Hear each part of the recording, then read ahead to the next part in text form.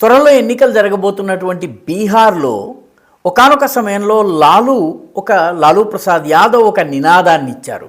ఆ నినాదం ఏంటంటే భూరా బాల్ సాఫ్ కరో. భూరా బాల్ సాఫ్ కరో అంటే ఆయన అన్ని చోట్ల ప్రసంగాల్లో ఇదే మాట చెప్పేవారు. దాని అర్థం ఏంటంటే తెల్ల వెంట్రుకల్ని తీసేయండి అని. కానీ వాస్తవం ఏంటి?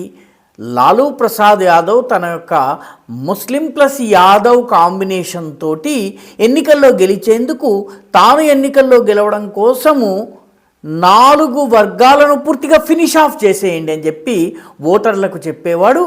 భూ అంటే భూరా బాల్లో భూ అంటే భూమిహార్లు, అంటే వీళ్ళు ఒక జాతి బ్రాహ్మణులు. రా అంటే రాజపుత్రులు అంటే ఠాకూర్లు. బా అంటే బ్రాహ్మణులు. అదేవిధంగా ల అంటే లాలాలు అంటే వ్యాపార వర్గం, కాయస్థ వర్గం.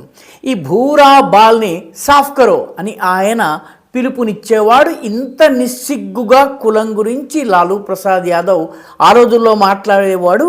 ఇప్పటికీ అదే పద్ధతి కొనసాగుతోంది.